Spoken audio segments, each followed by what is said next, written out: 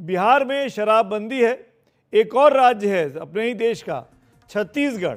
वहाँ पे आप एक ऐप को डाउनलोड करिए और ऐप के ज़रिए घर बैठे बड़े आसानी से शराब अपने घर में मंगा लीजिए।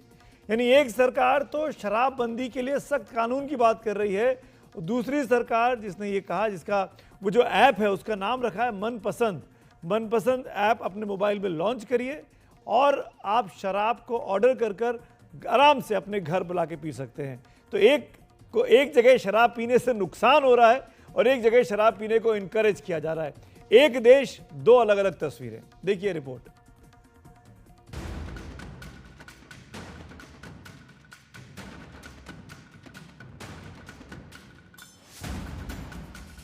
मनपसंद।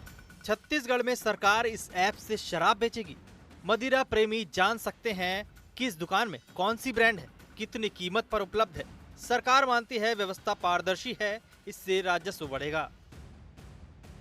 उधर विपक्ष को लगता है कि सरकार शराब के सुरूर में जनता को डुबोकर असल मुद्दे भुलवाना चाहती है।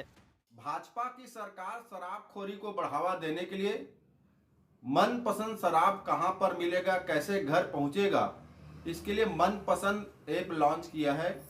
इससे स्पष्ट हो गया कि भारतीय जनता पार्टी नहीं चाहती कि प्रदेश में नशा मुक्ति हो, शराब से लोग दूर हो, और जो भाजपा विपक्ष में रहते शराबबंदी के लिए आंदोलन करती थी, शराब बंद करने की मांग करती थी, उसका रवैया और चरित्र महिलाओं के सामने उजागर हो गया है। मुख्यमंत्री भूपेश बघेल जी, जब आप कांग्रेस के मुख्यमंत्री थे तो आपके कार्यकाल में छत्तीसगढ़ में हजारों करोड़ के शराब घोटाले हुए और उस समय के शराब घोटाले के आरोपी आज जेल में हैं और उनकी आंच विशुद्ध रूप से आप तक पहुंची थी।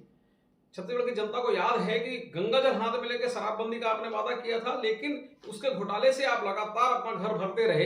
एक ट्वीट पे, एक ऐप पे प्रश्न उठा के आप अपने उन पापों से मुक्त नहीं हो सकते। छत्तीसगढ़ की जनता आपको माफ नहीं करेगी। छत्तीसगढ़ में शराब शुरू से ही सियासत का केंद्र रही है। 2018 के विधानसभा चुनाव में शराबबंदी करने वाले कांग्रेसी सत्ता में आई तो अधिकारी से लेकर नेता तक 2000 करोड़ रुपए के शराब घोटाले में फंस गए। ईडी और ईओडब्ल्यू की जांच जारी है। अब एक नजर छत्तीसगढ़ में शराब की खपत के आंकड़ों पर डालते हैं। इकोनॉमिक रिसर्च एजेंसी ICRIER और law consulting firm PLR chambers की एक रिपोर्ट के मुताबिक छत्तीसगढ़ में कुल आबादी के लगभग 35.6% लोग शराब पीते हैं। रिपोर्ट के मुताबिक भारत में आबादी के आधार पर औसतन सबसे ज्यादा शराब छत्तीसगढ़ में खपत होती है। विधानसभा में पेश आंकड़ों के मुताबिक साल 2019-20 में 4,952 करोड़ रुपए का राजस्व सरकार को शराब से मिला। 2020-21 में 4,636 करोड़ रुपए सरकार ने शराब से कमाए। 2021-22 में 5,110 करोड़ रुपए की आय शराब से हुई। 1 अप्रैल 2022 से 6 फरवरी 2023 तक 5,525 करोड़ रुपए की कमाई राज्य सरकार ने शराब से की थी। छत्तीसगढ़ में शराब और सियासत का नाता पुराना है। शराब को लेकर किए गए वादों पर सरकार बनती और वादा खिलाफी पर सत्ता की कुर्सी जाती रही है। इस बीच मनपसंद ऐप का जनता को कितना लाभ मिलता है, ये भविष्य में ही देखने को मिलेगा। रायपुर से कैमरा साथी प्रवीण साहू के साथ नीलेश त्रिपाठी, NDTV।